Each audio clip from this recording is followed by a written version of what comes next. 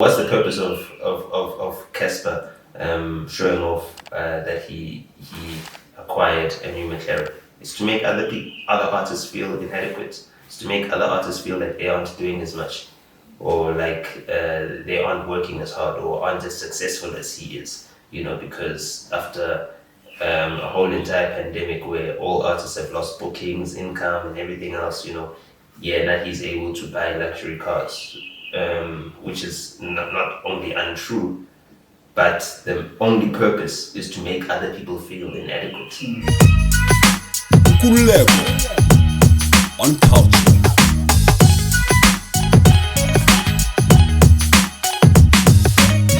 Nota, thank you very much for joining us. Nkululeko on culture, that's the name of the channel. These earphones or headsets make you look old. Every time I see you, you look older than what you really are because you always have this headset.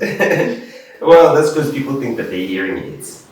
They look like hearing aids, but I mean, there's some of the latest technology in wireless headphones. Nah, man, you always have this shit, and it's like, when do we know whether you're on the phone? There was a very interesting scene on the Boondocks, the cartoon show. Yeah. The character played by Samuel L. Jackson and Charlie Murphy. Ironically, it's actually two white cartoons, but they're played by black dudes. And Samuel L. Jackson's character is like, how the fuck am I gonna know whether you're speaking to me or speaking to someone else? If you always has the stupid shit on, he was irritated. I won't lie, a lot of people have said that to me, because I can go from being in a conversation to answering a phone call. Yeah. And well, usually I'll be looking at you and I'll be gesturing towards you. So that's how you know if I'm talking to you. But if I'm looking away, or you know what I mean, then you can pretty much assume it does not irritate your wife.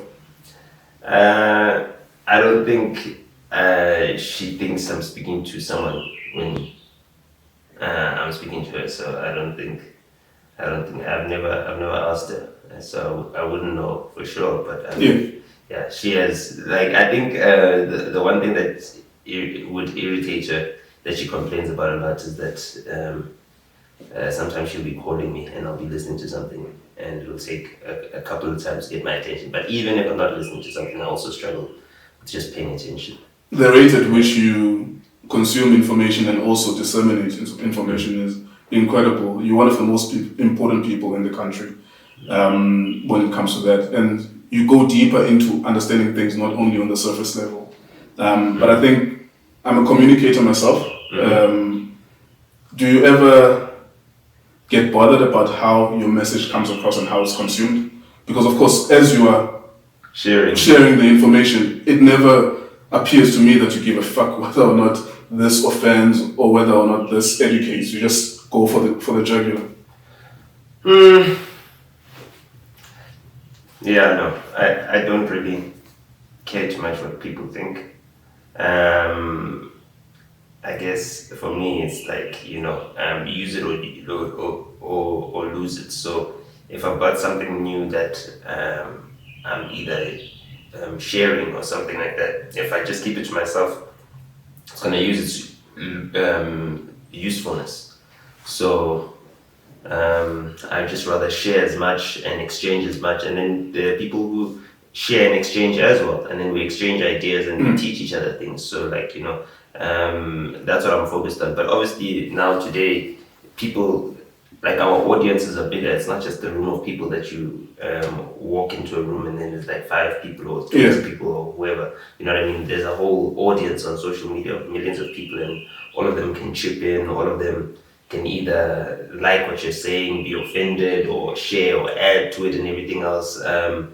So, if you're too focused on how the audience has changed, and then you'll be deterred from what you're actually trying to do, which is just, to share as much knowledge and make sure that it's put to good use, and that's about it. I don't really care too much what people think or feel. In fact, I think by sharing, I've attracted and exposed myself to a lot more like-minded people who are like, hey, I saw you sharing about something like this. and this is something I'm interested in. Let's connect. I mean, that's how we ended up connecting as Sure. well, from just watching each other's content. And yeah, you know, I think there's more to gain like that. And we build our networks a lot quicker like that when we actually share the knowledge that we have. And then people who are interested can then say, oh, how can I learn from you? And how can we learn from each other?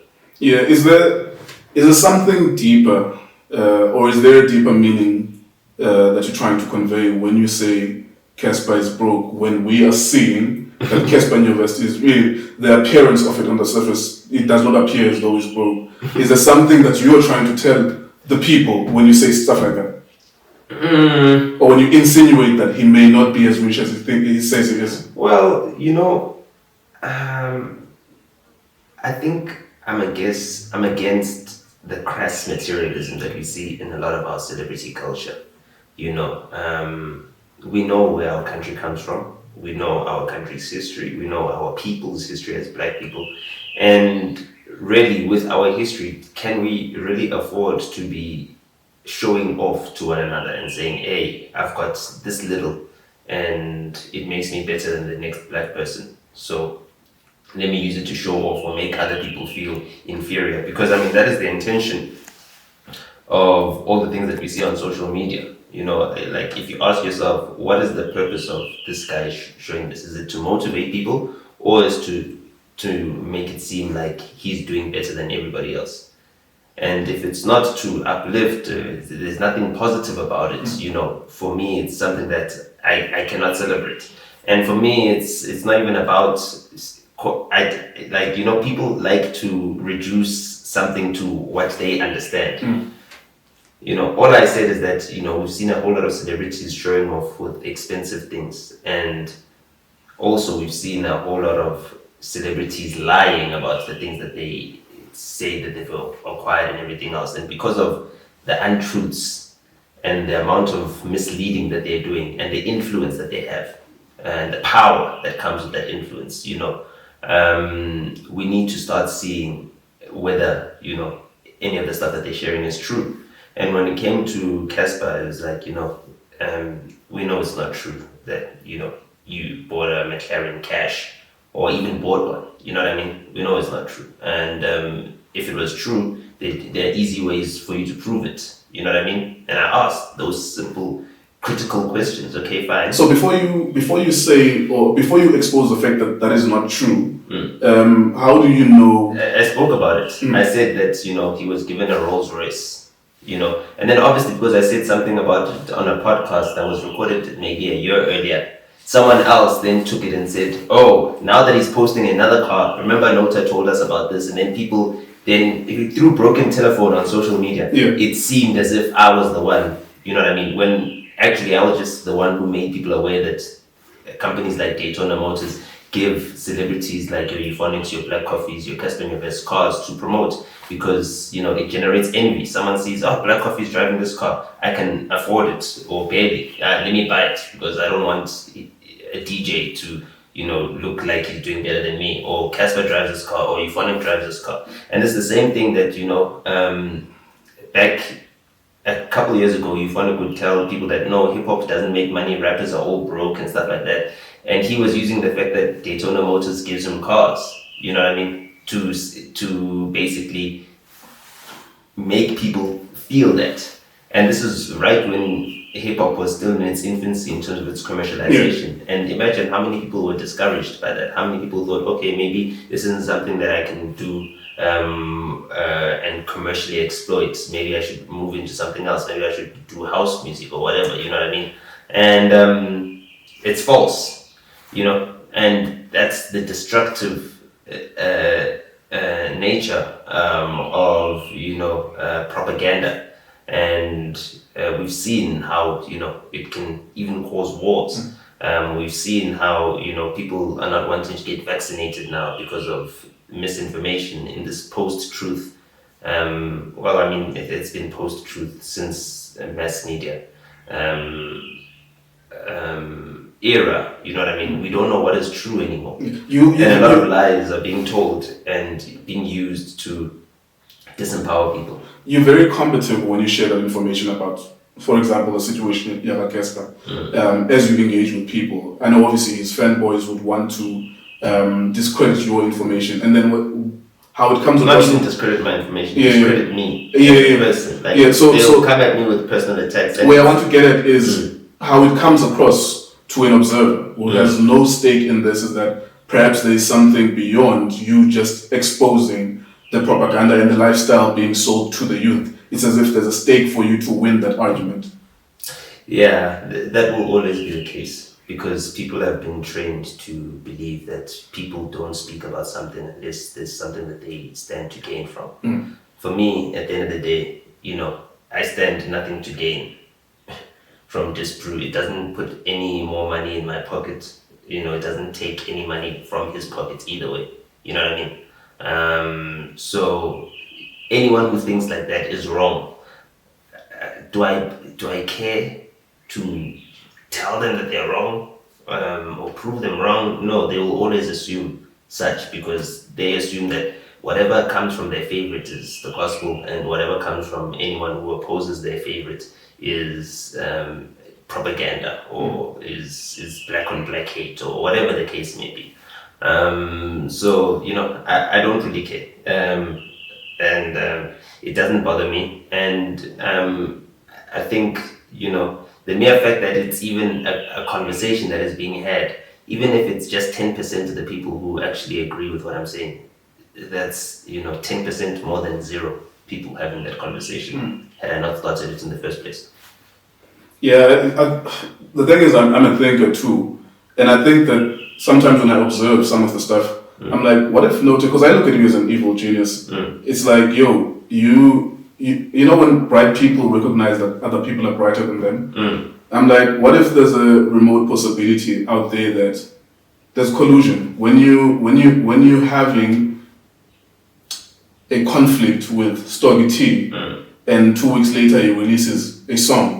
When you're having a conflict with Cassper around the time that there's a fight, there's something in me as an observer, whether I'm over observing it or not. It's like, yo, this is collusion. There's no real beef.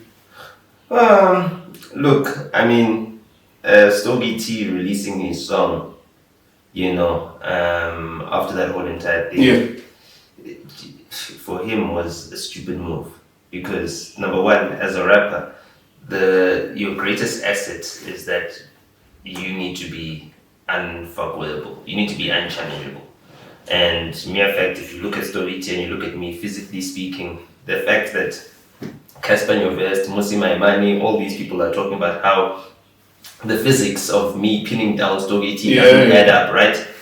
No one is ever gonna take him seriously in hip hop, because at the end of the day, you got bullied by a guy smaller than you. You understand that? That is number one. So your bravado, your tough guy act is completely gone.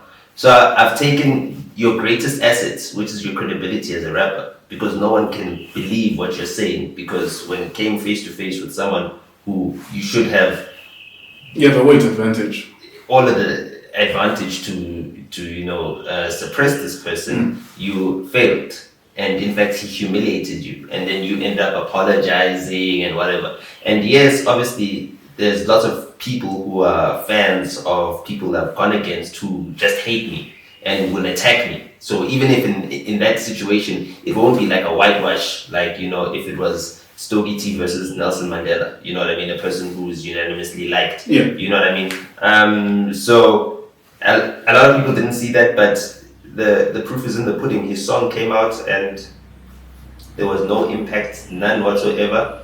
No one cared about it. So this is not a coordinated dance where it was instigate. For me, I never instigated. It wasn't a coordinated dance. The things that people don't understand. My whole entire mission was to attack this whole entire style of hip hop that is basically a copy of what's happening in America. Yeah. So I wanted to defeat the American wannabes. So I wanted to take their most successful artists, which is the Nasty C's, the Areece, and show the kids, Gopane, that these guys aren't special. In fact, what they're doing is copying. Don't let these guys or the media celebrating these guys make you guys think that what you're doing is invalid.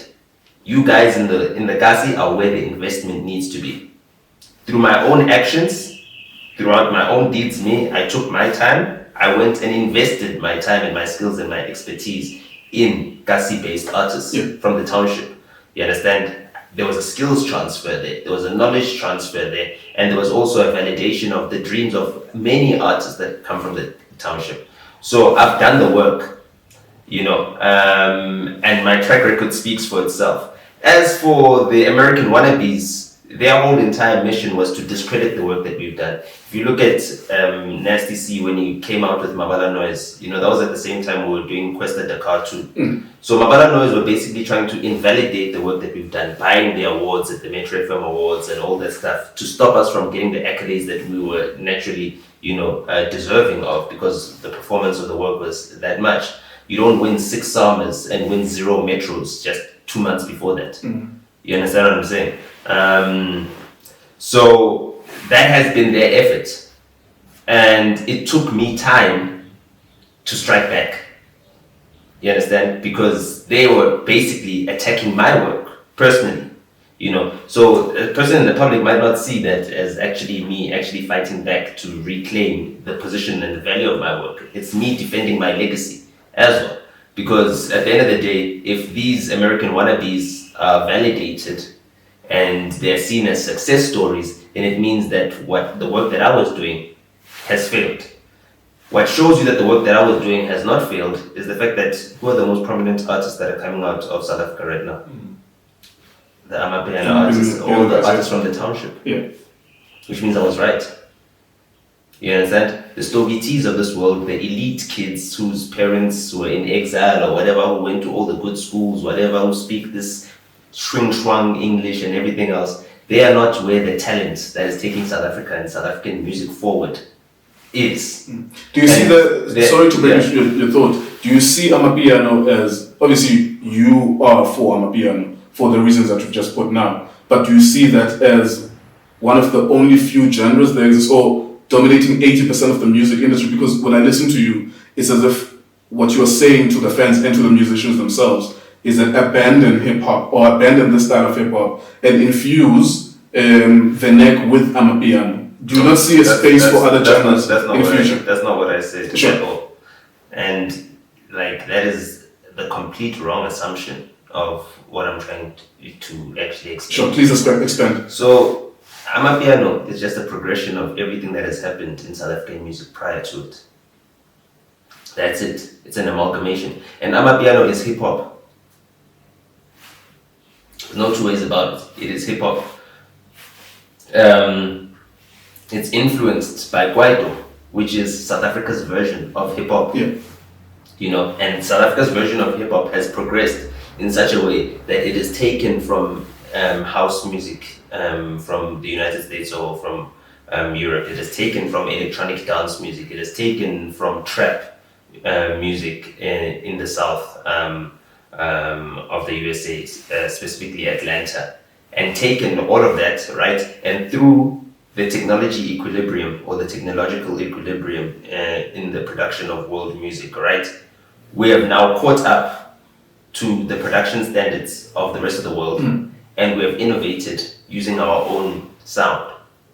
And that is why our sound is superior to all the sounds that are, popular in the rest of the world right now, because it takes from all of them, mixes them up, and through the cultural melting pot that is South Africa, which is unique anywhere in the world, the innovation that comes from this community is something that you won't get from the United States, because already their culture is dominated by the prevailing cultures of the country already.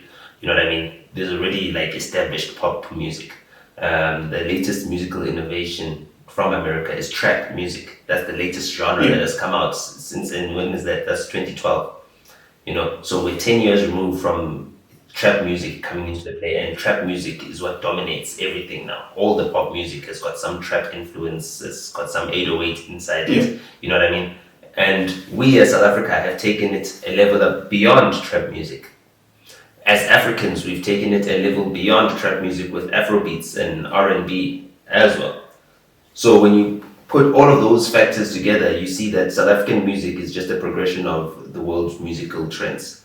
And And us now thinking that we need to now create trap music for South Africans, right? As a matter of course or cause is not progressive thinking, and is holding us back as well. The only thing that we were doing with experimenting with international genres was proving to ourselves that we're capable of producing at that level.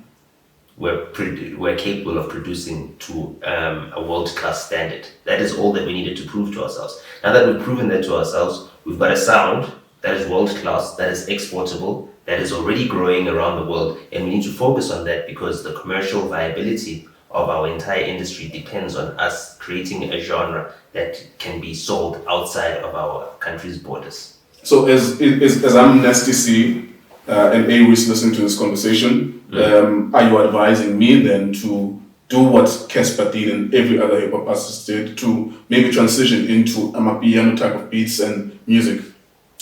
No, that's not what I'm advising. Okay. I think we should forget the figureheads. I think as South African music listeners, what I'm advising for people who listen to South African music is to stop listening to American wannabes. Any artist that sounds like an American wannabe, just don't support them and actually support the Americans that are actually doing their thing. If you want to listen to the latest drill music, listen to the drill that's coming from where drill is made by the artists that are from there. We don't need to appropriate other people's cultures anymore because we're not at a technological disadvantage anymore. And we are also producing at a world-class level.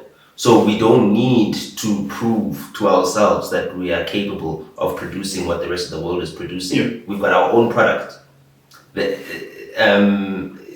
Take the American wannabes, the copycats, the Stogie Ts out of the equation. Don't even consider them because they're not South African music. They're not. I'm not sure if their fans are gonna suddenly not listen to them anymore.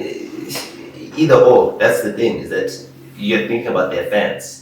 It's not about their fans. It's about the South African music consumer, and it's about the South African music industry. And the South African music industry will not survive if the consumption does not grow outside of our borders. And the consumption will not grow outside of our borders if we don't have anything unique to offer the world. That's a very compelling point. But you've always made these predictions, and some of them have come true. So all of them. All of them. I said 2 years ago in 2020 that if Nasty C and Areece don't change their style, if they don't localize, they're going to be irrelevant. Doesn't matter what their fan base is. Nasty C and Areece are currently irrelevant. Given the nature they've got their fan bases, yes. Yeah. That's it.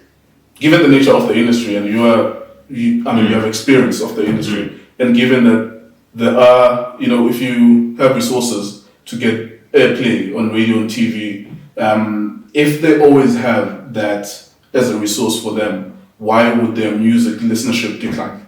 No, they don't have that as a resource. Because at a certain stage in time, yes, when your popularity wanes, the radio cannot justify playing your music. And that's why Nasty C's music is not being highly played on radio right now. You know what I mean? He had an international feature from Areece and everything else, and the biggest news story that came out of that whole entire thing was the fact that she got interviewed by MacGyver. Yeah. Not even the fact that they performed it on an Ellen DeGeneres special where Ellen DeGeneres wasn't there. That didn't even make as big as impact as the Areece interview with MacGyver. So then that just shows you that, MacGyver is a much bigger figure than Nasty C is. That's a provocative statement, but it's probably the truth. Yeah, it's the truth. It's not even probably, it's the truth. You know what I mean? And she's got more influence than Nasty C has. And why? Because Nasty C gave up his influence when he decided to become an American copycat. Areece, same thing. People were waiting for a release from him. They've been waiting, and the anticipation. Yes, he fed the anticipation with the release of his mixtape. Then he released another mixtape or an album with his brother, and because there was no anticipation for it, the performance of it was lackluster as well. And you can't call it a charged success. Calvin Momo dropped the week before, was number one. The week after, he was back at number one. He's still at number one right now, even though Calvin Momo's private school piano doesn't get radio airplay or anything else like that. Yeah. His album is performing better than Adele's album. You understand? Yeah. And finally, South African music can say, okay, fine, our music performs better than the best in international music. You know, there was a time when Adele is dropping, even South African artists had to move their release dates. I remember that because it dropped Dakar 2 in the same year that Adele dropped. And we're ducking her release date. We're ducking Adele's release date and Drake's release date because Views was dropped in the same year as Dakar 2, and so was Adele's album. I think it was 25 or something with Hello.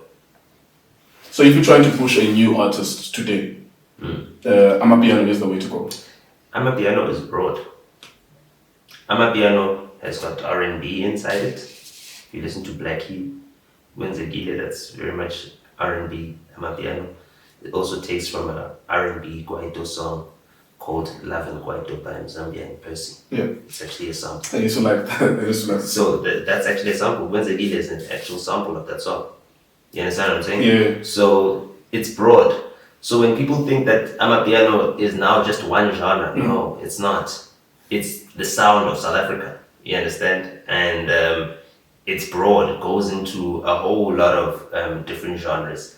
You can do an R&B feel. You can do a rap feel. You can do a soul feel. You can do an Afro pop feel to it as well. And everything fits within the broad church of Amapiano. We just need to see more people actually embracing the sound and innovating with the sound so that it can get further, instead of people trying to compete against it. What stake do you have though in current music? Are there any artists that work under you now? Do you have a record label that you're working on? And is that the sound? Is that the reason why you're trying to push that sound? No, not really. I don't have a record label that's releasing or discovering any artists right now. But my stake is in just the growth and the development of the South African music industry. I feel like we can dominate the continent, and the continent is a potential market of 1.2 billion people. And it's going to need a whole lot of people that are contributing in different capacities to achieve dominance within that market.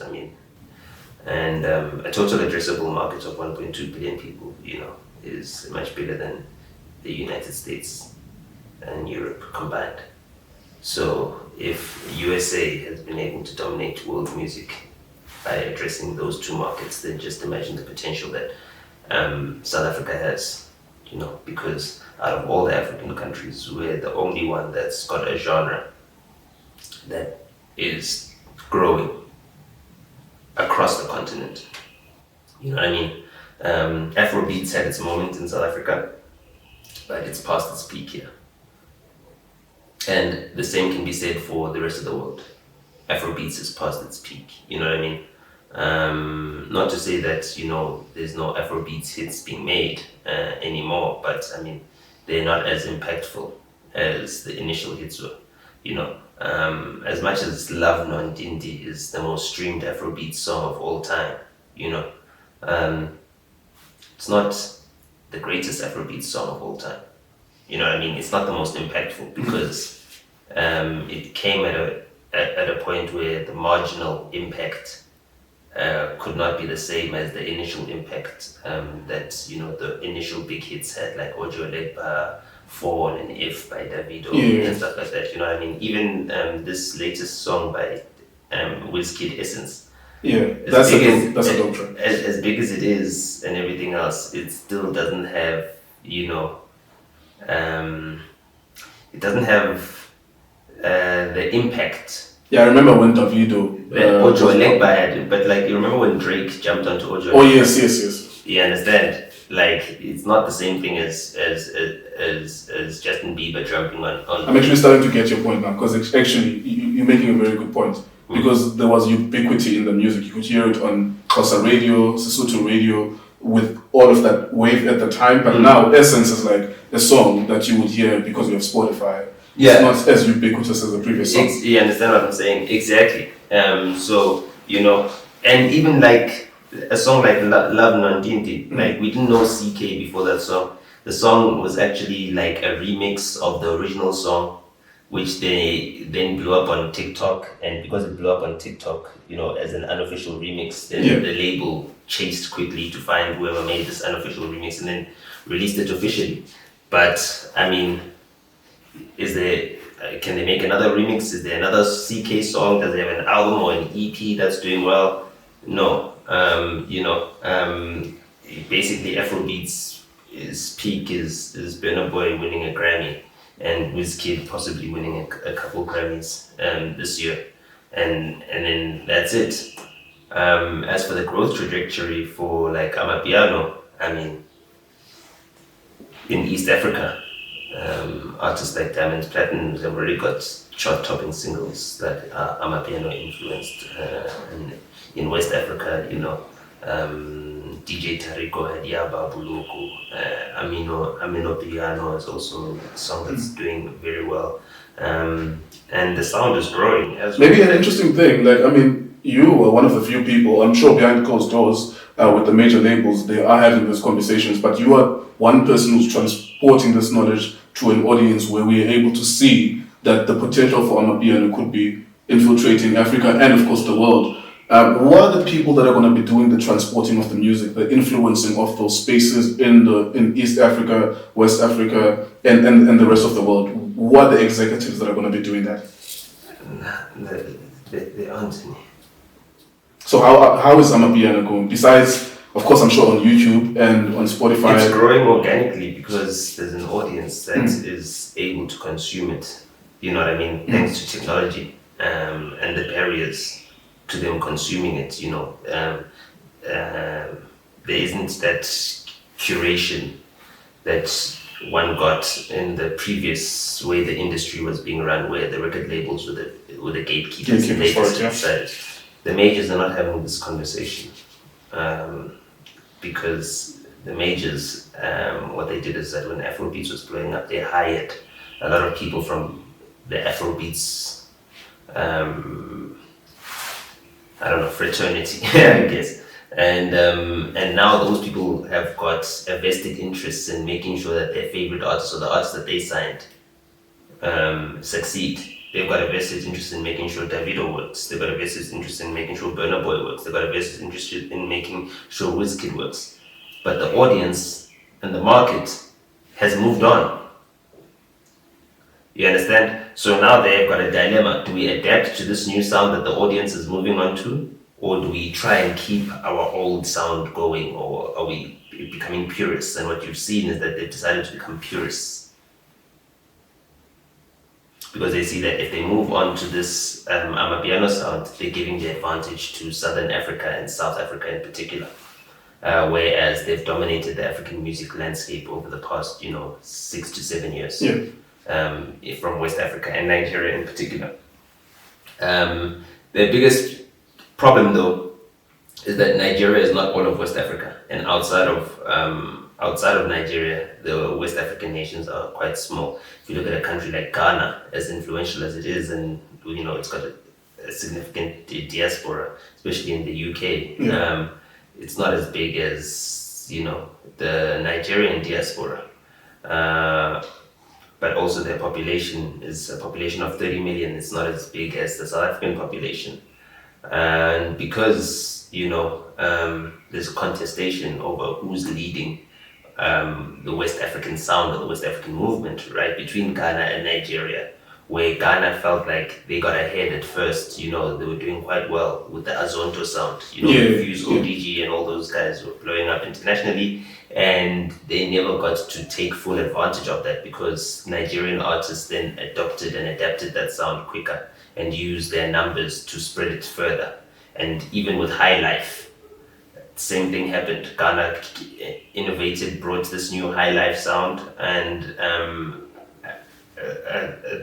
their Nigerian cousins basically took it and turned that into Afrobeats by incorporating Guaido type sound to it, you know.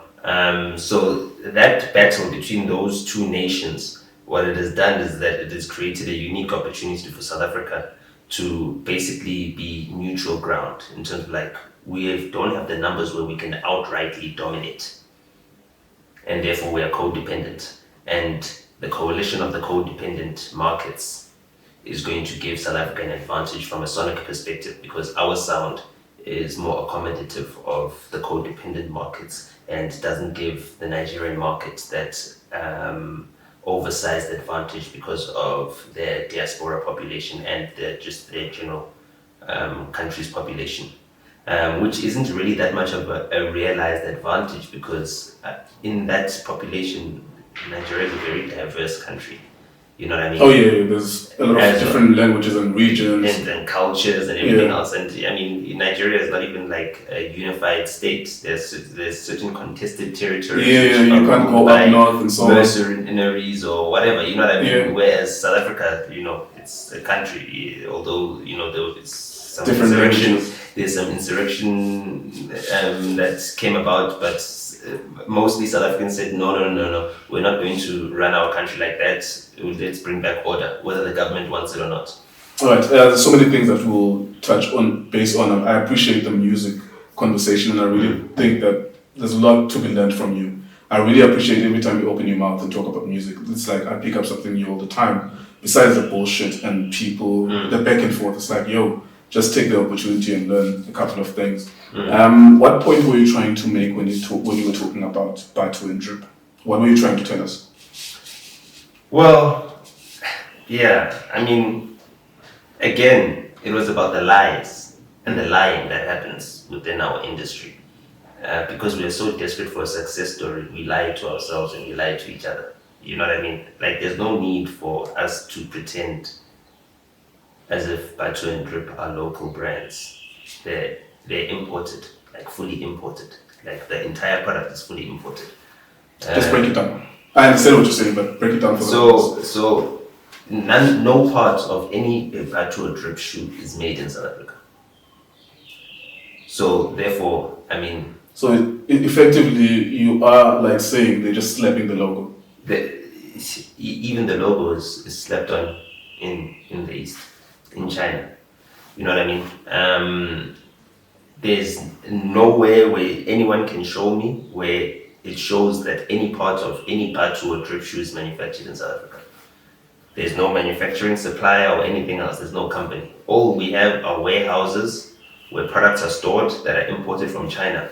And what that does is that because these companies are supported through grants and through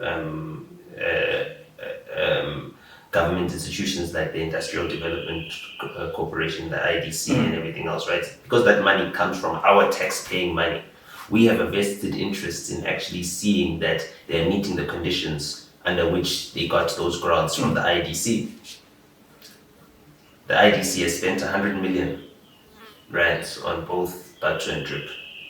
And that money has not been used to increase manufacturing in South Africa, which is what its intended purpose is. In fact, that money has been used to pay 30% tariff on imports that come from China. And then they still qualify to have the proudly South African logo being associated with them just because they can pretend that they're South African brands. Meanwhile, the products that they're selling under that brands are not made in South Africa. And then we've got problems like our, not just inequality, but unemployment. And we've got government mechanisms like the IDC, which is supposed to be addressing this unemployment problem. Challenge. But because of the corruption that is happening, and because grants are being given to companies that don't qualify, because someone is a friend of someone who's inside the IDC, Bathu and Drip can benefit. And because of the legitimacy that's given to guys like Bathu and Drip, you have Nota Baloyi being endorsed by Nedbank as, you know, an entrepreneur of whatever note or whatever, and because of the PR, right? people are being misled into believing that they're consuming a product that is contributing to the creation of jobs within this market when it's not the case. When they counter that by saying that, I'm with you in this argument anyways, but of course I understand. In the spirit of journalism that Exactly. When they counter that by saying that there are people that are employed there, what are they there for? So in their offices there are human beings, hundreds of them. If they argue that, what are they there for? That's the thing, is that those people are there for low-skilled retail work, right?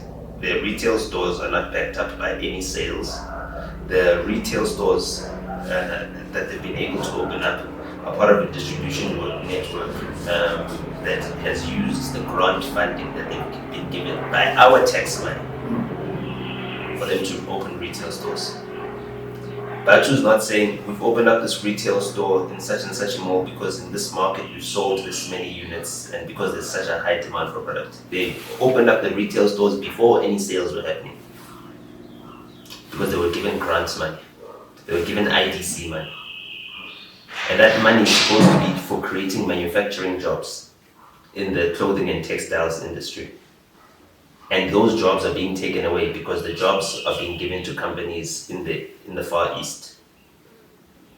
And therefore, they are taking more jobs than they could ever possibly create.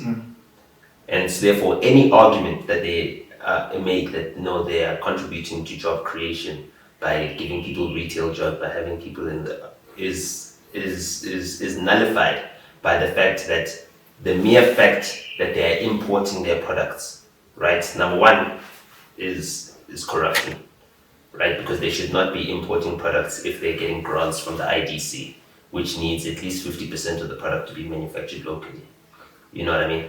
And number two, is creating an even worse unemployment problem because they are contributing to the economic sabotage that is happening because of the cheap imports that are brought to our shores through countries that have got, I guess, more lax labor laws and have got worse standards of living and also that don't have the same human rights practices that we have. And because they don't need to adhere to any of these things, they can dump cheaper manufactured products on our shores because our market, because of our labor laws, and because of our commitment to human rights and human dignity, we cannot exploit our people to the extent that we can actually compete with these manufacturers of cheap products. Yeah, Nike and Adidas have somewhat of a similar problem as well, that the accusation is that the reason why you are successful is because most of your shoe is manufactured in Asia, and this is what happens. Yeah, not just Asia, in Latin America, Honduras, and in sweatshops, in places where they haven't had to stick to, the same thing in Apple. Exactly. Yeah. They've had the same problems. The people that do manufacture their chips, and all these companies have been challenged for many, many years about their manufacturing practices. And they've had to show that their products are not made in sweatshops. And this lobby has been done by people no different from me. You know what I mean? Who are conscientizing the public as to, these are unfair labor practices, these are human rights abuses, and this is how we contribute to those human rights abuses ending up on our, shelves or ending up on our doorstep via Take-A-Lot. Yeah. I had a conversation with one business owner who owns a company to the value of hundreds of millions of rands.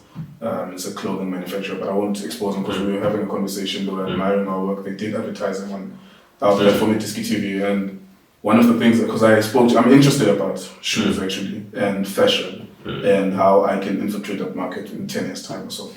And one of the things that he did say to me was that, look, the reason why we go to Asia is exactly what you were saying. And he spoke about the price breakdown of South Africa and how difficult it is. Not necessarily difficult per se, but the quality and the price is always the problem here in South Africa. When Bathu and Drip use that as reasoning too, do you think that is valid? No. Because why doesn't Laduma do the same thing? Why doesn't Tebe Makubu do the same thing? So Makosa is Locally manufactured. Okay, nice. Do you understand? Nice. And also, that's why it's also a premium product. South Africa does not need, we don't have the capacity to mass produce cheap products. You understand? And therefore, we need to focus on things that are good for our economy. And importing is bad for our balance of payments. It's bad for our currency stability, as well as just ensuring that our manufacturing sector is kept alive and we can actually sustain, quality jobs and produced goods that can be exported. We should be looking to create. Okay, let me ask you this question: can you export drip or Bathu? Can you find another country where you can sell that product and be competitive? Oh yeah, that's actually a very good point. Because what's the point? They can always order it on Amazon. Or Alibaba. Yeah. You understand what I'm saying? And that's the point. Whereas Laduma, you have to get. Oh yeah, if you are intrigued by the color, everything, and the fabric, it's like, yo, you understand? I want to have this. Wherever you are on the continent. And Oh shit, that's a fucking good point. Those are the stories that we should be celebrating. We should be celebrating that Laduma is featured in Black Panther, in the whole entire movie, the cast with Black Panther. We should be celebrating that in Coming to America too. Yes. Coming to America, you know what I mean? People are wearing Laduma. And those are things that we should be celebrating. But instead, we can't celebrate those things because there are people who are lying to us and saying how Black Child is possible. Here's a local sneaker brand, support it because it's local, and it's not. Can I segue into something else, but something similar? I think we are privileged in that we read and we understand things, and of course we work around people that are, behind the scenes and are the makers of those things. And I kept on making a point to people that when you see a celebrity selling wine or champagne or sneaker, it's not possible that they are the 100% owner of that because they don't have the skill to even manufacture that. They don't have the ability to produce wine or champagne or whatever. Or the capital. Yeah, exactly. Even the capital to do that. They're not part of the institution that creates that. But for some reason, to the audiences and the masses, it's always like, yo, this is Bonang's champagne. Yo, this is DJ Sbu's more fire. Pearl Tusi's gin. Type of thing, just speak into that. And even with Ubatu, that the ownership is always, there's always some person with hundreds of millions behind that. Like, even with Ubatu, the owner is the Chinese company that makes those shoes. They just order them, they're a reseller. They're no different from Shelf Life. It's like if Shelf Life had the license to add their logo on every Nike sneaker that they sell, they'd be the same thing as Bathu or whatever. It's just that Shelf Life obviously orders in smaller quantities and sells at higher prices. And the quality of the product that they sell is also a higher quality product. But there's no difference. So Black people are being used, and the need to support Black businesses is being used for people who are fronting. And what we're seeing is a whole lot of fronting by a whole lot of these celebrities, and it's destructive because it's misleading our communities. And that is the actual issue that I've got, is the fact that Black people are being used to mislead their communities into a consumer culture that is counterproductive to our actual aims and goals as a Black people or as even a country. We don't have a vision for what we want South Africa to be. We don't have a vision for what we want Black excellence to be or to define. You know what I mean? We can't even define it. And that mismatch in what is the expectation of people who come to prominence or who come to some level of, or who have lives that are celebrated. The expectation is that they're contributing to Black excellence when the actual fact is that they're not. They're fronting Black excellence.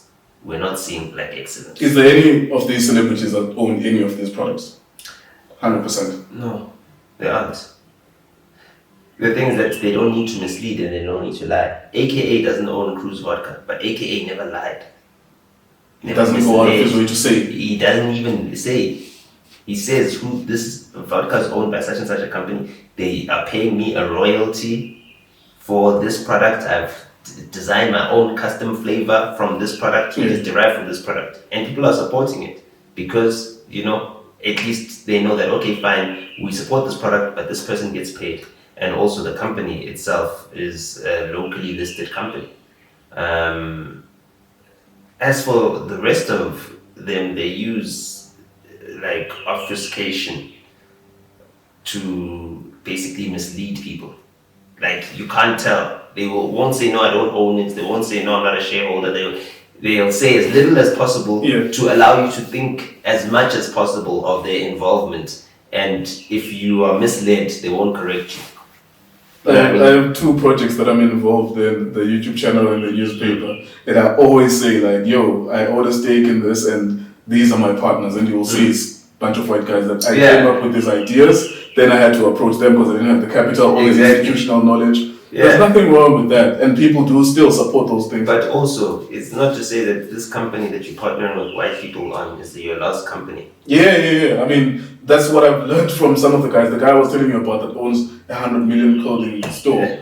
The one thing he said to me in a meeting, they were drinking there and we're having a good time. I don't drink, but we're having a good time talking about business and shit. And he was like, yo, one day own your own thing. And that stayed with me. I couldn't understand it at the time because my partners are dope. Like they put me in a position where we all put each other in a position where we could buy homes and shit like that. But I was like, months later, it kept on ringing in my head, own your own shit. Yeah, you need to own something of your own. Yeah. And that's the most important thing, is that if you've got something of your own that you own and that is of value as well, it gives you a whole lot of peace of mind as well. You know what I mean?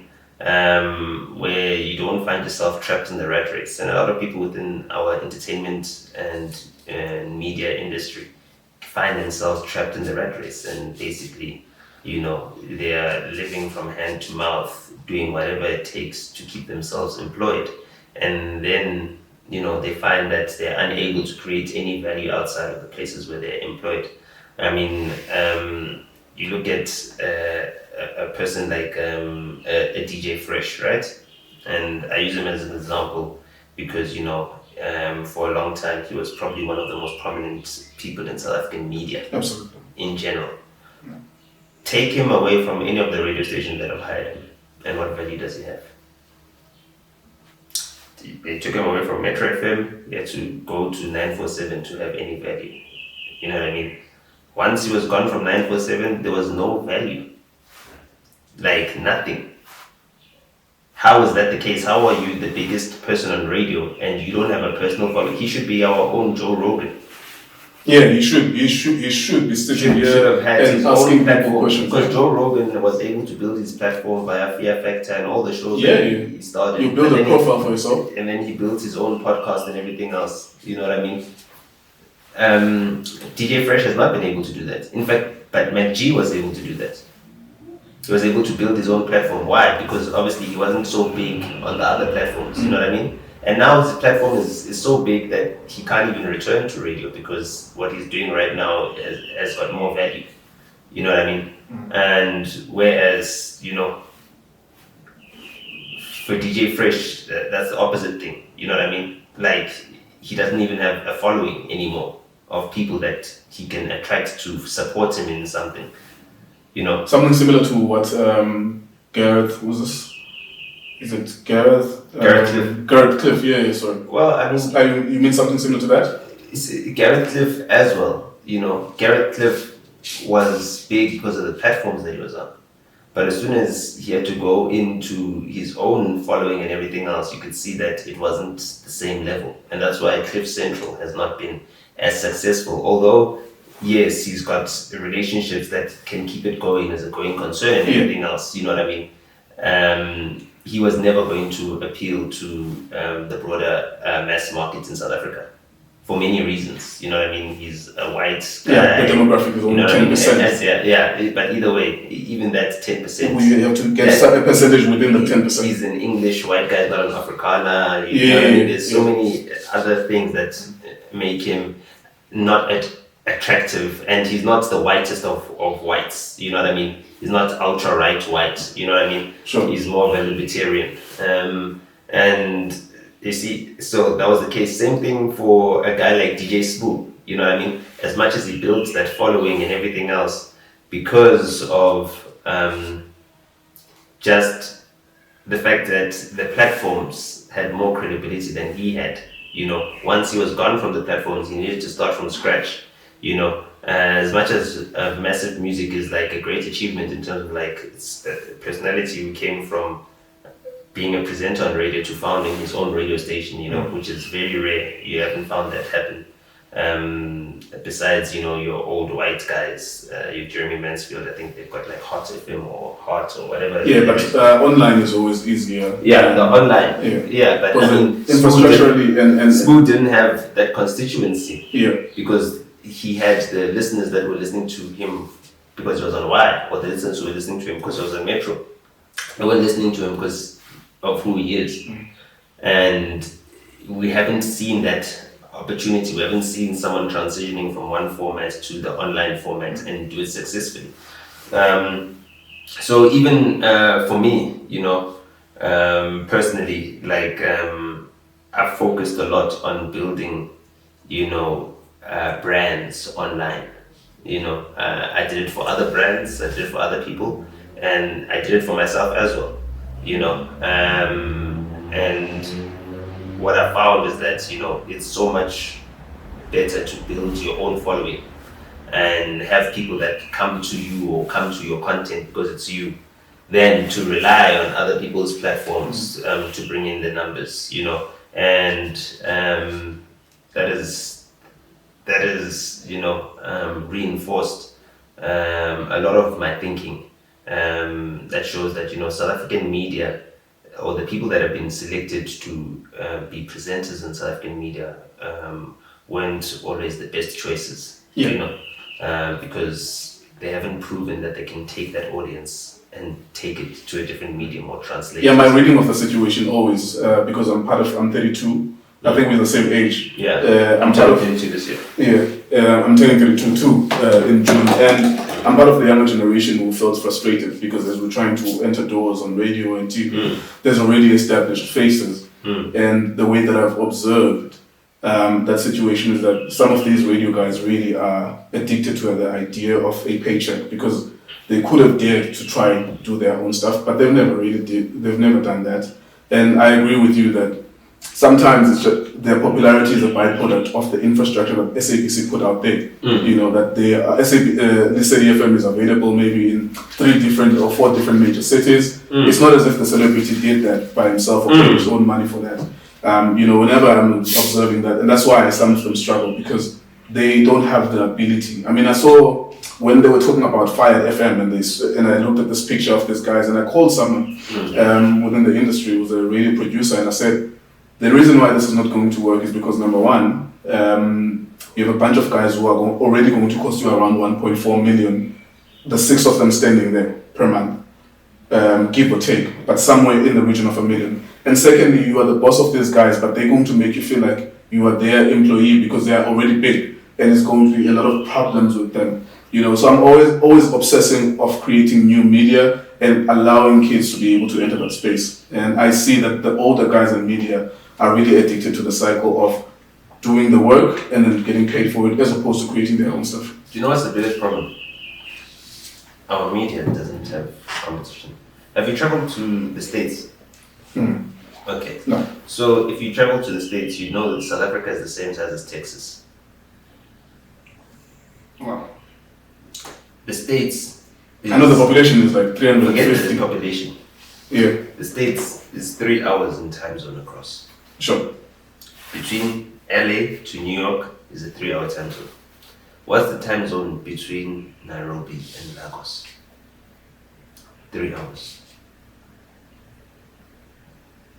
You understand that the States is like a continent. Yeah, it's a vast landscape.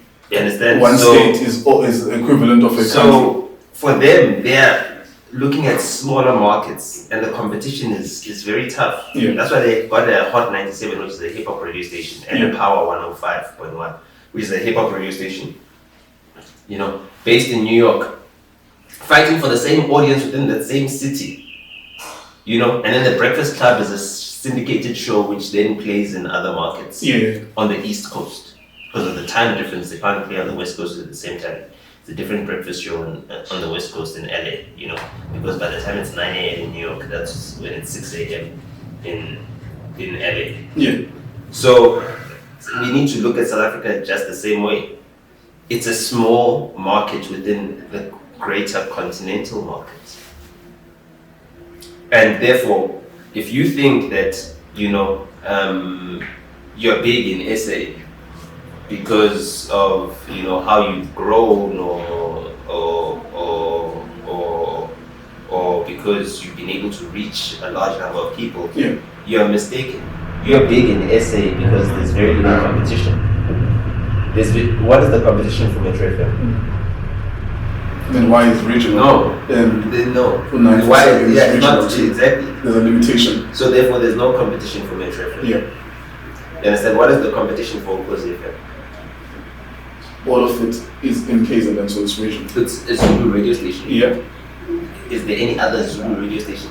All of the competitors. That's Yeah, that's why I'm fascinated. with You understand? That's why I'm fascinated, because I think that there is a space to infiltrate that market. The problem is the finance and But obviously. even so, there's monopolies. Who causes monopolies? Yeah, for sure. So you getting into that market, right, and knowing that radio is based on advertising, how much reach you have, you know that your first challenge is going to be proving that you are able to reach a certain demographic that Nkosi is unable to reach with their wide demographic.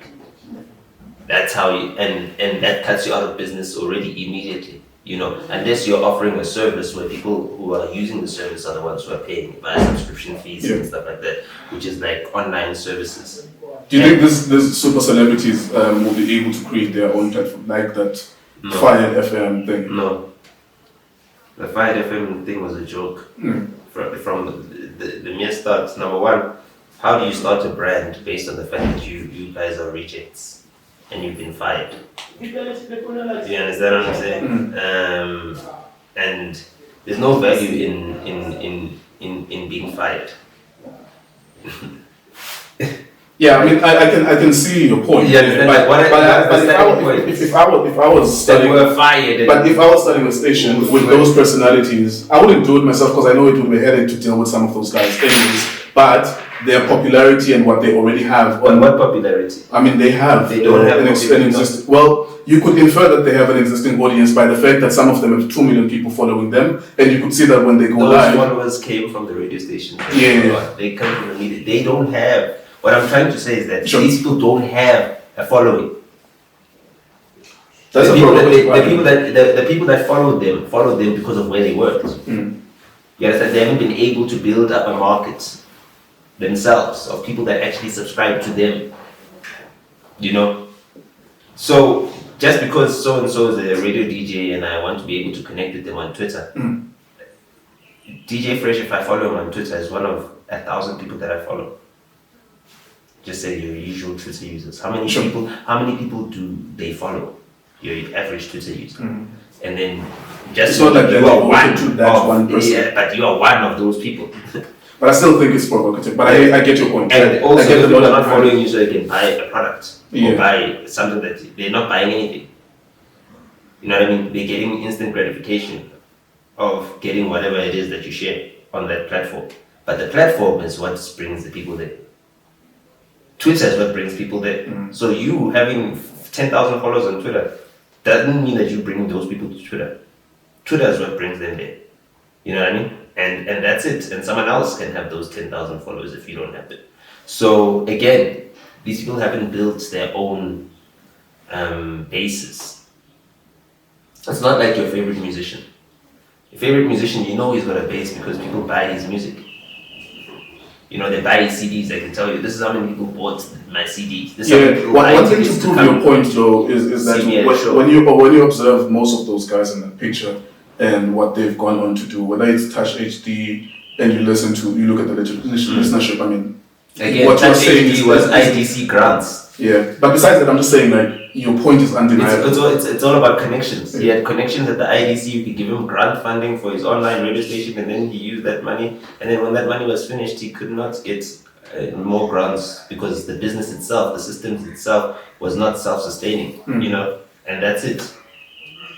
Yeah, like to the audience, I mean, because we're communicating, and I am on the same wavelength as you, I get you. But one way to test whether or not what you're saying is true, just go and check the places that these superstars went to and what was the listenership there. And I had, the privilege to work within some of those spaces. But Touch even spoke about it. Yeah. He spoke about it when he went to McG. He said, no, we got money from such and such, the IDC or whoever, And once that money was gone, it's over. Yeah. And he spoke about, no, he's trying to secure funding for Fire FM. He needs 150. Why do you need that many millions? You don't need that many millions. And then again, are we looking at these people as role models? Because if we do, then you're trying to tell me that any kid that wants to start in media needs 150 million before they can. No, and that's one thing that's always been obsessing me. Like, I want to do competitive stuff with Mhlobo. Apparently, the numbers are 5 million listeners. Of course, I don't really believe that, but they do. I think relative to the number, of course, of people in the demographic, which is like maybe 11 million or slightly more. They maybe take from that to say Mhlobo has 5 or 4 million listeners. So my thing was like, you know what? The monitoring services, like, I get that, right? Yeah. But how many of the services that they sell through advertising are actually bought by any of the listeners? You know what I mean? Yeah. You can create great awareness campaigns to make people aware on radio, but to make them buy a product, it's very difficult. It's very difficult. Yeah. But what I was trying to say is that, look, there is space for us to, tackle that radio space and break the monopolies by the big SABC radio stations. And it does not take 150 million to do that. It does take a couple of millions, maybe 10, to make sure that you can run for a year successfully. Is there a need? Yeah, you've said provocative stuff about radio too, and no, but I'm just saying, is there a need about the platform per se, radio, or a need to even break into that space, maybe get $1 million to even invest in that space? Yeah. Is there a need? Please expand. What if technologically, radio has not changed since it was invented? Yeah.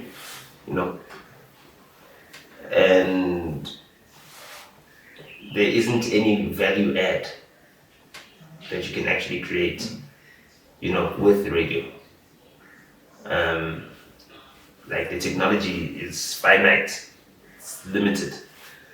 So any investment there is investing into already something that is established, and you're taking from something to give to whatever it is that you're investing in. Yeah. So if I invest in a radio station, I need to take listeners from another radio station. For sure. I'm not investing into something that is growing and expanding, like the internet, which broadband coverage is growing, the usage of the internet is growing and everything else. So I don't necessarily have to take your users or your visitors. And also because of the way the internet works, people are able to go from site to site, pretty easily at a low relative cost to them actually visiting one site. So, people can open 20 different tabs on their browser or whatever, you know what I mean? It's much more of a freer space. I get you. Let me maybe give my personal experience on what I've seen. So, for example, take a newspaper like Sokola Duma, which we made a deliberate point to break into the space and compete with. Give or take, they are valued at 100 million, give or take, because of due to the fact that they're circulating around 100,000 copies per week. And the reason for us to enter into the space was we are passionate about football. Me and my partners come from football. We're journalists. But of course, looking at the numbers as well, we realized, look, if we can only just make 10% of what their valuation is, we'll be in a good space because we're starting from zero. We have nothing and we're trying to break into that space. So if you're looking at the numbers, the number of people listening to Ukhozi FM relative to the advertising revenue that you will be making, that's the logic sometimes is that, look, if I can get 2 million. That I get. Yeah. Print is a completely different thing. Sure. So, the problem with digital, right? And like, if you're reading something from a screen, your retention of information is very difficult. And overexposure to too many stimuli as well means that, you're less able to retain something that you've read from a screen or whatever. Whereas reading on paper, I still buy the newspaper because I'm able to retain the information from reading it from a newspaper. It's very different. That's not the same thing as what radio is, which is you just listening to audio. The value proposition for radio, because of its technological limitations, means that number one, okay, the one difference is that it's always on, right? The one drawback is that it's fleeting.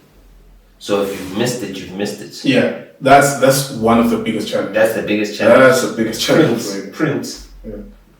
It's printed.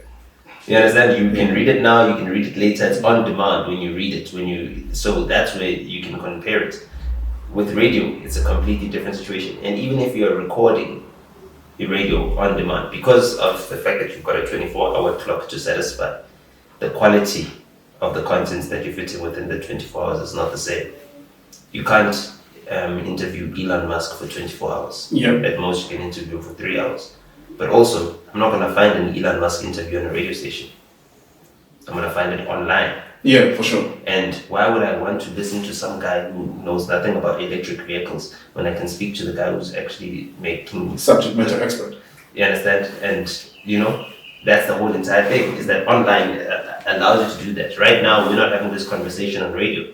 People are not going to be able to get this expertise from radio. The time is very limited. Yeah, every 10 minutes there must be a fucking break. You understand? All that stuff, all those challenges. And then you ask yourself, what is the purpose of radio? In this first place, it was to inform people, right? Now, is there something better at informing people? Yes, there is. So, do we invest in a technology that is not serving our purpose anymore? I don't think, it's useful. In fact, I think it would be much better if radio stations were to go into automation and then play content that is pre-recorded. That's provocation, but yeah. You've always been a forward thinker. Yeah. And I think it's actually happened on, I don't know if it's no longer happening now, but on Radio 2000 they decided to do away with the graveyard shift. Yeah. And I was like, woof, why? Why would you do that? Because for so many years we were listening to so and so, but then over time people get used to it. That's it. And in fact, if you do away with the graveyard shift, you could license content. Like I could license your online content, which is a good piece of content, and play it during a certain slot and sell the advertising on a certain slot and then share the revenue with the content creator. You know what I mean? It opens it up to things like that. And if it's like that, then at least it's a value-added service that I know that, okay, now a truck driver who's driving in the middle of the night listening to a graveyard shift is going to listen to some real high-level quality content instead of listening to some guy who's trying to pass the time in the middle of the night, and trying to put together something compelling when he can't even get guests to be available because no one is up at that time. You know what I mean? Yeah. So there's so many wasted hours that the radio clock does not need to satisfy, that it does, that also are not good for selling advertising, but they do, and it's a whole lot of wastage. And what is it for? How is it moving us forward? I think there is though you make valid points. I can't really even counter some of them. Other than the fact that South Africa is a divided country and there is a lower demographic or lower SLM or LSM that really relies on radio. I know where I come from in Cape Town, there's a huge radio listenership in the Eastern Cape rural, huge radio listenership, but those people are not really necessarily going to buy your product. They're listening because they love those personalities, and maybe they don't even have access to DSTV. And I'm sure with rural KZN it's the same thing. That's why the numbers of Ukozi are so high. But also there's people who just use something because of habit. It's always been there. People have always listened to radio, so they listen to radio. They just listen to it as a force of habit. Yeah. There's no purpose for it. It's just to pass time. It's like people who smoke snuff. Why do they do it? It gets you high. I suppose it gets you high. Cigarettes. Yeah. It's like, That's you know what I mean? cigarettes. I quit smoking. Yeah. But that's because at some point in time I was like, what am I getting out of it? What is the value that I'm getting out of it? It's just a habit now. You know what I mean? I don't get any value. I don't feel better about myself. It doesn't help me focus anymore. Even that nicotine rush doesn't last as long anymore. So, I mean, what's the purpose of it? So, a whole lot of things don't have a purpose. And when you look at the purpose of certain things, then you realize, is this good or is this bad? What's the purpose of Cassper showing off that he acquired a new McLaren? It's to make other artists feel inadequate. It's to make other artists feel that they aren't doing as much. or like they aren't working as hard or aren't as successful as he is, because after a whole entire pandemic where all artists have lost bookings, income, and everything else, now he's able to buy luxury cars, which is not only untrue, but the only purpose is to make other people feel inadequate. All right. There's something interesting about you and your work and what you've been doing on YouTube over the past 2 years, which is you speak your truth, and sometimes there are consequences. And I've had one experience so far. There will be many, obviously. One celebrity who threatened litigation, who were fighting over Junior Kanye and so on. But it never went anywhere because at the time I was speaking to a TV channel. It's like, yo, I would rather this not blow up now. But they were in the wrong. But I would rather not deal with it in the middle of conversation with TV channels. And then it got me thinking that yourself, Ntsiki, every celebrity every content creator that mentions celebrity in their content, unfortunately, even though Gopane, we both know Ria, and with the Bonan situation, do you think celebrities are using litigation now to silence people? No. And how do we navigate around that? How do content creators navigate? I don't think I have got more litigation than Apple. I don't think I have more litigation than ESPN.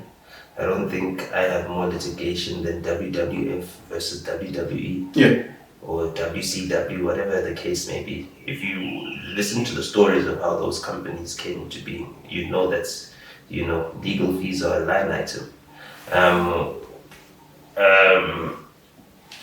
And you have to face legal challenges, try to not make them, too regular because it can be very costly and you don't want to get into litigation for things that, are avoidable. For me, there's certain, obviously, mistakes that I've made in getting myself involved in certain fights which had no value to me. So I've also had to be more careful, learn to pick my battles wisely. And I've done that learning in the public as well. People have seen me take up certain legal battles and wave the white flag on others and surrender. And, what I find is that a lot of content creators are not strategic.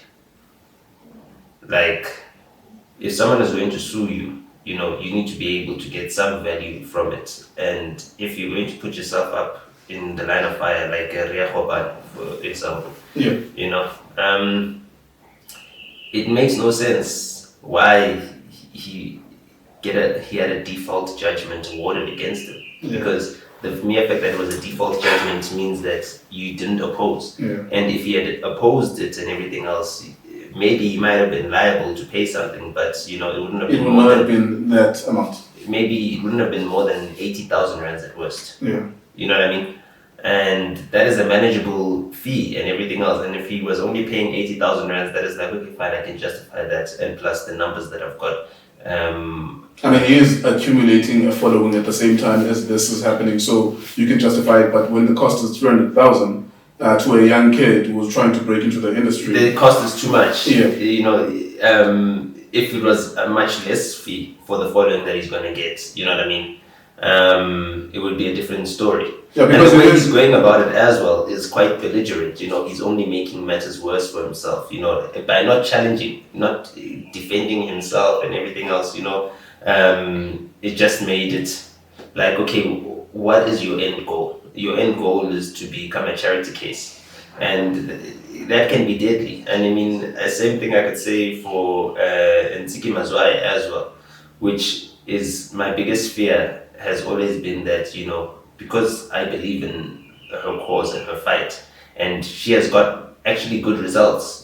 People who have supported her and her cause, we've actually got good results. I'm very happy that I supported her and everything else, because if you look at the political pressure that we've been able to apply, there's 3 groundbreaking laws which make women safer in South Africa that have been passed by the president because of the pressure for the president to actually do something for women in South Africa. There's been a loud call coming from, just civil society and just private people, that apply that pressure. Yeah. And there's a lobby group, Put South Africans First, that has applied so much pressure that even now in the State of the Nation address, the president needs to address our labor laws and our labor practices as far as protecting low-skilled workers and South African citizens from certain work opportunities that should be reserved for citizens only. You know what I mean? And those measures are brought about by the public lobbying that is happening. So as much as Ntsiki Mazwayi has gathered a whole lot of legal fees as well, there is some good that has come out of our activism. The problem is this: if you isolate yourself, like Ntsiki Mazwayi has done, whereas no one supports her. That's the worst thing, is that no one supports her. The only people that are pretending to support her are those disaffected who've got an axe to grind, and certain people who've got personal vendettas. They're not supporting her.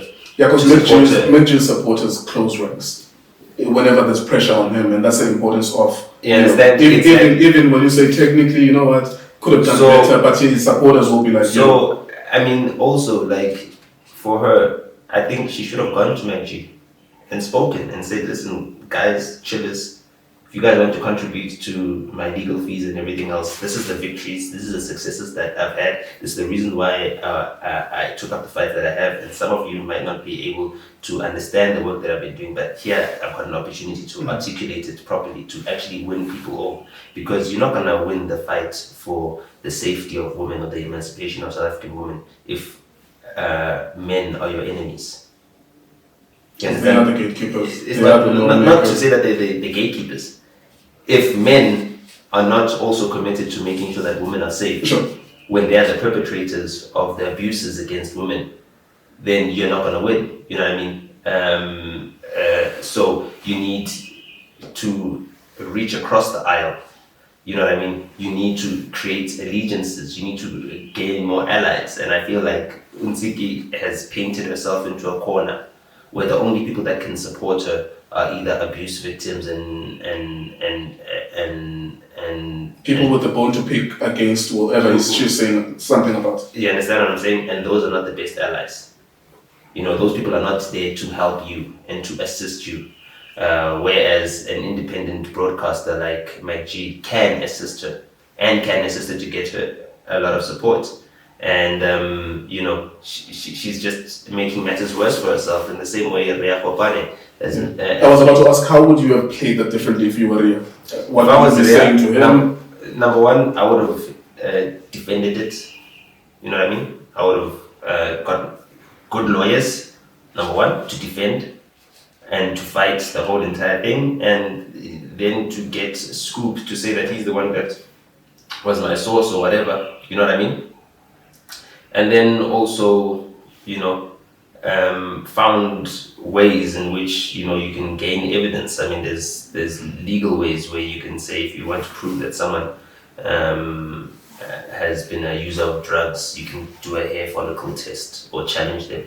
You know what I mean? But you can only do that if you've actually got lawyers to fight for that. Within the framework of the legal system. You understand? And that is the way in which you can prove it. A hair follicle test lasts 5 years, so if anyone has used any drugs within a 5-year period. And, those are certain things that you could have had. And you could have taken it to that extent. And then the person can then decide, okay, fine, it's either I want to take this hair follicle test to prove, or I don't want it to go that far, let's drop this whole entire case. Unfortunately, I went to Ria, and because obviously, full disclosure, those are my friends in essence. We work same here. Yeah, I know, yeah. And I said to them that, look, and I'm concerned about that, because every time a YouTuber, and I'm observing even the audience, how they behave, people celebrating the 300,000, I'm like, yo, your kids are going to be YouTubers, and these kind of, rulings somewhat set a precedent.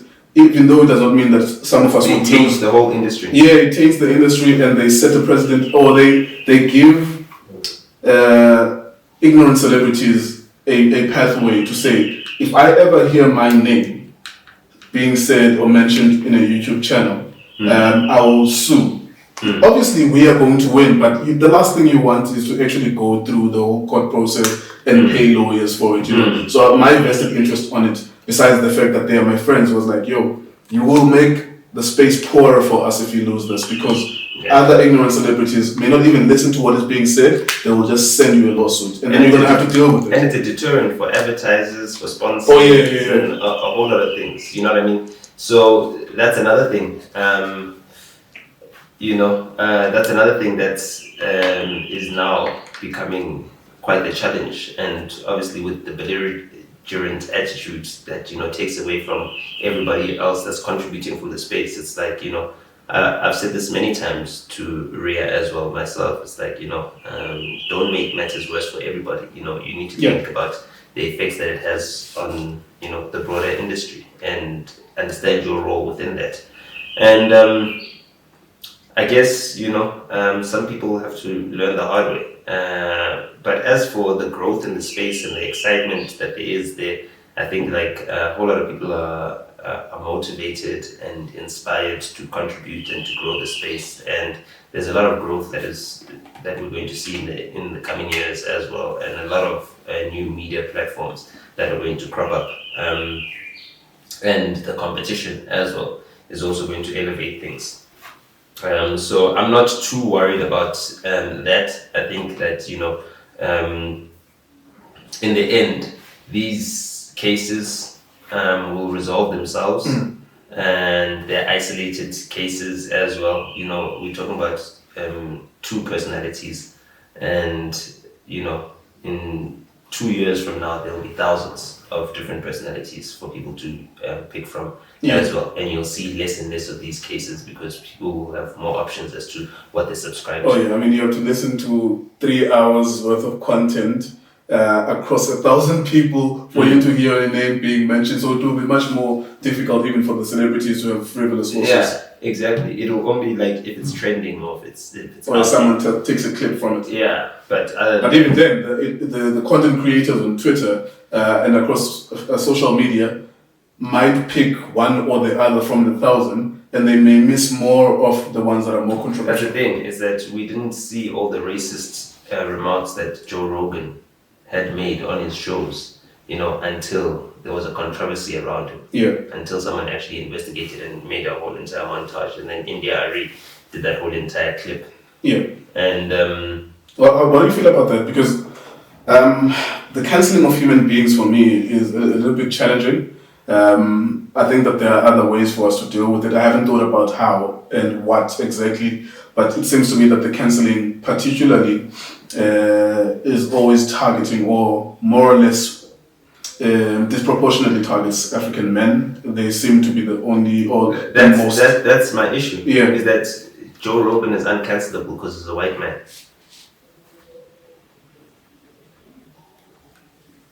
You can take him off Spotify. There's another platform. Yeah, I've been seeing a lot of offers from others. Rumble. Rumble, yeah. It's already offering 100 million. So they can't be racist here. And that's the thing. There is no deterrent to white supremacy or to racism because it's institutionalized. And cancel culture is there to control black men. Because black men are the criminals, black men are the savages, black men are the women beaters, black men are the homophobes. And that's, the prevailing attitude. And black men in this world, find it very difficult to self-actualize because, the world is against them progressing in any way. Like there's nothing good that a black man can do. Which is something that makes it very challenging to be a black man as well, and makes it very challenging to espouse the type of values that one wants to see black men embodying and personifying. You know what I mean? How do I encourage a black boy to treat women better and be a gentleman and all that, when there's no incentive for that behavior? Because even if he doesn't treat women well or whatever, you know what I mean? He's not going to be seen as a lesser or a better contributor to society, you know? For me, that is the biggest challenge, you know? And that's the worst thing, is that when Joe Rogan is being racist, black people don't come together and say, hey, we're not going to put up with this. Spotify, take all our music off of the platform. Take everyone from Sam Cooke all the way down to India Arie off of our platform, because you guys don't respect black people. Possible that they don't even own that music. Even if they don't own the music, they've got moral rights to it. Legally, would they be able to take it down? Moral rights, yeah. So they've got moral rights to it, and that's why India Arie was able to claim her music. And say, Spotify will not put up with it. If you guys are going to platform a racist, there's no need for us to debate whether Joe Rogan is racist or not. And I've seen a whole lot of American content creators being asked, oh, do you think Joe Rogan is a racist? Yes, he's a racist. He thinks that black people have different brains to white people. Number one, that's racism. You understand? He thinks black people are more apes than white people are more evolved apes. You know what I mean? That's why he said the things that he said. Those are his personal beliefs. And because of, you know, movements for anti-racism around the world, you know, there is some sort of, you know, deterrent to being outwardly racist. And that's why he's been careful with some of his statements. But, I mean, he's been careless enough to use the N-word, knowing that no white person should use it under any circumstances. You understand? Yeah. And for me, the mere fact that Spotify is willing to stand by his racism, and all they have to do is delete a couple episodes, you know, that are not even recent episodes, that people are not even watching anymore, you know, that people, the racists, have got access to elsewhere. For me, that's not enough. For me, like, number one, you know, he should be losing some of that endorsement fee that they've given to him, right? And there's no need for them to spend 100 million on black creators, because what they're saying is that all black creators combined are the equivalent of one. Joe Rogan. Yeah. Which is even further racism. You understand? And like, I mean, Daniel Ek is Scandinavian. You know, he's Aryan. Swedish. He's Aryan. He is the master race that Hitler was trying to create. Blonde-haired, blue-eyed. Isn't he bald? I'm sure he's bald, but when he has him, he probably has. Either way, he's Aryan. Yeah. He's of the Aryan race. Sure. You know, which is Hitler's super race. Right? So, there's just one racist defending another. Alright, let's wrap it up then. You're speaking about fatherhood and making children when you're broke and you're not ready. My daughter's 9 and we made her when we were 20. Well, I wasn't talking about... No. Listen to this, to my train of thought. My daughter is 9, we made her when we were 22. It was a horribly bad decision. Given the circumstances, university, you still having to navigate a career. I would have done it differently if I had the opportunity. Of course, now prosperity, work hard, and there's a better environment for her. She lives in suburbia. For the most part, there's no aspect of what you said that I don't agree with. Just expand on that. What were you trying to tell us then? Well, what I was trying to say is that, you know, having a child is the biggest responsibility any human being can take upon themselves. Yeah. And there's so much damage you can do to the community by being a bad parent. And being a bad parent is so easy.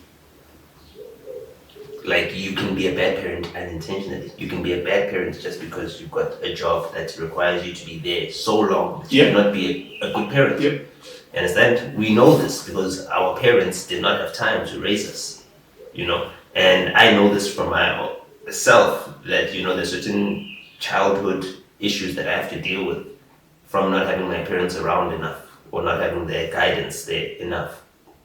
And also at the same time, I was raised in an environment where I could see the advantage that white kids had in my same school, whose parents were there. They're housewife mothers or dads, what other than helpers, dads who spent their weekends, playing golf or Watching the relating with the kids, all that type of stuff. You know what I mean? And just that disadvantage, and then knowing that we're replicating it at a rate of knots. If you look at any township in South Africa, it's just being replicated, that whole entire system of parents who actually will never have enough time to be there for their kids and be good parents. And so how many bad parents is our society creating? Because those same kids who are denied what they need are going to do the same thing to their kids, because they're going to think that, well, I got no better from my parents, so this should be good enough. And we're not even thinking about the future generations of young blacks that we're creating. That's my biggest problem, is that we're not thinking is that what type of child am I trying to create, and how are they going to contribute positively to society? What type of grandchildren do I want to have? What do I want to leave for my grandchildren? What do I want to gift my grandchildren? We see white kids who say, no, my engagement ring was my grandmother's engagement ring when she got married and she passed it down, so I gave that to my wife or my girlfriend, whatever. Why don't we have that same sort of generational wealth where our grandparents can say, this is what my grandparents gave me. This is my wedding dress, is my grandmother's wedding dress, or what? You know what I mean? Do you not factor in the South African context when you say that? Because South Africa is created, is colonized, and there is legislative racism where people cannot move and do anything. People have stunted development as a result of a deliberate action by one group over the other. Yes. We are who we are because of that. Do you not factor that into it? We are who we are because of that. Yeah. But we are not our failures. We are not our past traumas. We cannot continue the wrong from our past in our future. You understand? We need to actually have a greater vision for ourselves. When does a deliberate attempt to dump down the education of a particular group, it produces adults who are as a result of that. And therefore we need leaders amongst those people. And leaders are not people who have been given some level of authority. Leaders are people who take the responsibility of leadership on their own shoulders and say, you know what, I'll pick up the slack. And that's all we need to see. We need to see more leaders standing up, and that encourages more and more leaders to stand up. And the more leaders we have to stand up, the quicker we'll have a proper unified vision for the type of future South Africa we want to create. And once we've got a unified vision for this type of future South Africa that we want to create, we're going to start seeing more prosperity. Imagine if, instead of looking at Soweto as the township of, where Nelson Mandela comes from, Desmond Tutu, all that stuff, the struggle laureates, we actually had a vision for Soweto, or the type of Soweto people want for 2050. Imagine if there were authors in Soweto writing books about what Soweto is going to be in 2050 or 2060. Writing fiction, but futuristic fiction, talking about Soweto separating from the city of Joburg, becoming its own city, and how it developed and became a Wakanda of sorts. Sure. We wouldn't need Stan Lee, a white guy from America, to actually have that vision for us, that futuristic vision for us. You know what I mean? We could create our own vision, through the stories that we tell. But we're not going to be able to create that vision if we don't have the leadership that inspires a love for our communities, that inspires a love for our people.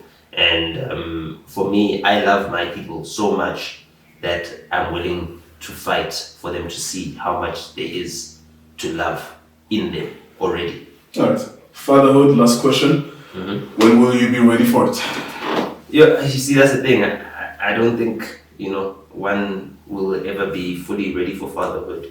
But I mean, my main goal was that I want to create the type of work structure where my work is basically, and I'm almost there. Like, I've almost decided where like my future of work is going to be. I'm going to base myself in my writing and authorship.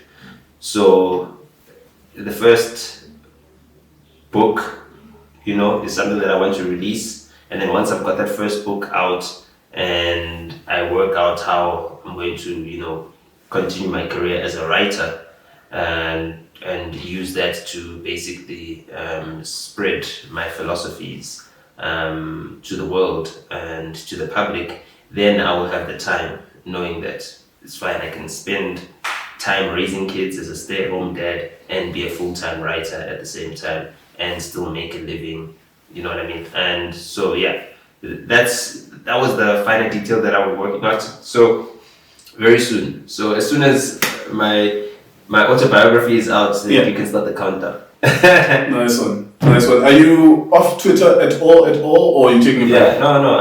I've decided that from now on, my social medias are going to be managed by people that are hired to do social media managing. Sure. So which is just for marketing purposes. But as for like engaging and stuff like that, that takes time. It takes time, and also the platforms themselves have not made themselves, suitable for the type of engagement that I want to do. So, I've done enough work, I've done enough engagement for the entire social media audience in South Africa to know who I am. And so therefore gaining followers, it makes no difference, because whether they follow me or they don't, they still know who I am, and they'll still be able to see my work. Right, there you go. Nota Baloyi, thank you very much for your time, sir. Thank you very much. Boom.